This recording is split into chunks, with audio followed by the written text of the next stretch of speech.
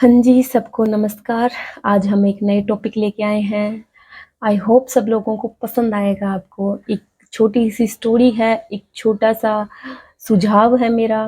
देखो हमारी लाइफ में भी ये चीज़ें बहुत बार होती हैं कि बहुत सारे लोग होते हैं ना उनको कितना भी खिलाएँ जैसे हमारे कोई दोस्त हैं, उनको हम कितना खिलाएँ-पिलाएँ लेकिन वो ना कहते हैं ना कुत्ते की दुम है वो कभी सीधी नहीं होती, वो हमेशा टेढ़ी की टेढ़ी रहती हैं। उसको हम कितना अच्छा व्यवहार कर लें उसके साथ में, कितना उसको अच्छे से प्यार कर लें, उसको कितना भी अच्छे से खिला दें, उसको पिला दें, लेकिन फिर भी वो हमारी चुगली दूसरे के सामने करेगा ही करेगा। ठीक है? ऐसे बहुत सारे लोग होते हैं, हमारी लाइफ में भी होते हैं, आपकी लाइफ में भी होते होंगे और हाँ, सबकी होता ही है ऐसा एक दोस्त, जो हमेशा नेगेटिव बातें करेगा, हमेशा बुराई करेगा दूसरों के मुँह पे। कभी इसकी बुराई उस दोस्त के सामने, कभी जब वो दोस्त नहीं आएगा तो उसकी स्टार्ट कर देगा। तो सबके लाइफ में होते हैं ऐसे दोस्त।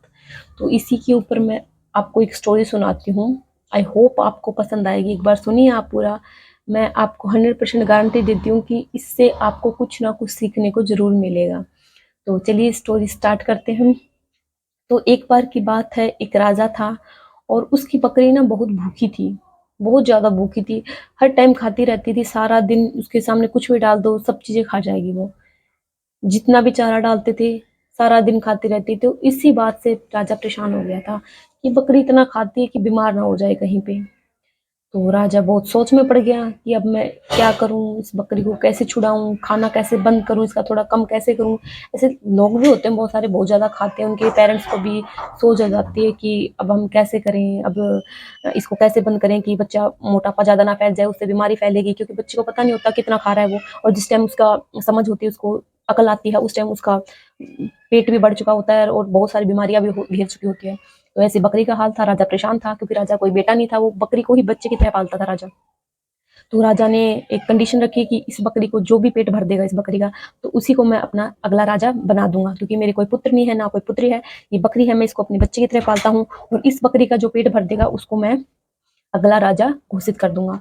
तो मंत्रियों ने भी, बहुत सारे मंत्रियों भी ऐसा करा, ट्राई करके देखा कि हो सकता है हमारे से खा ले। तो पहले मंत्री लेके गया, उसने घर पे बकरी को बहुत खाया पिलाया और अच्छे से खातिरदारी करी, पूरी रात खिलाता गया पिलाता गया, उसको अच्छे से खिलाया बकरी को। उसके बाद लेके आया वो राजा के पास में सुबह।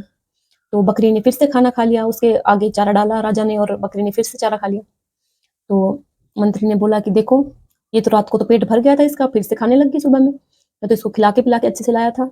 तो ऐसे ही करते करते बहुत सारे मंत्री लेके गए, सेनापति लेके गए अपने घर पे, लेकिन बकरी टस की मस्त थी, वो जितना उसके आगे डालते वो उतना ही खा जाते। तो राजा के दरबार में घंटा लगा था बहुत बड़ा, तो जो भी गरीब लोग थे, जो आदिवासी लोग थे, जो जनता थी, गरीब लोग थे, तो वो जब भी राजा को बुलाते तो वो घंटा बजाते, आगे सामने गेट के ऊपर लगा हुआ था। तो वहां पे एक ग्वाला था जो बकरी चराने जाता था, अपना पेट भरता था, बहुत गरीब था वो। तो वो ग्वाला ग्वाला भी आया, उसने भी सुना, जब अफवाह फैली तो उसने भी सुना कि राजा को ऐसा बंदा चाहिए जो बकरी का पेट भर सके और उसको वो अगला राजा बना देगा। तो वो भी आया, उसने विनती की, महाराज, बोला कि राजा जी क्या आपकी बकरी खाना पेट ने कहा हाँ भाई, अगर तुम्हारी नजर में भी कोई है ऐसा जो बकरी को खाना खिला सके, इसका पेट भर सके, तो तुम ला सकते हो। तो ग्वाले ने कहा कि महाराज मैं छोटा सा आदमी हूँ, मैं विनती करता हूँ आपसे कि आप एक दिन मुझे ले जाने दो। मैंने देखा कि बहुत बहुत बड़े मंत्री सेनापति लेके गए हैं, लेकिन मुझे भी एक छोटा मोटा मौका मिलना चाहिए। उस पर राजा हंसने लगा, बोला अरे यार तुम कैसे कर सकते हो ऐसे, जब बड़े बड़े मंत्री सेनापति नहीं कर पाए तो उनके पास इतना कुछ अच्छा अच्छा खाने को है, जब भी उस बकरी का पेट नहीं भर पाए तो तुम क्या चीज हो, तुम क्या खिलाओगे इसको ऐसा जो पेट भर जाए। बोला राजा जी कुछ खिलाओ चाहिए, बस मुझे एक दिन की मोहलत दे दीजिए, मेरे को भी मौका मिलना चाहिए। राजा ने कहा ठीक है भाई, तुम्हें भी मौका दिया जा रहा है, ले जा सकते हो तुम बकरी को।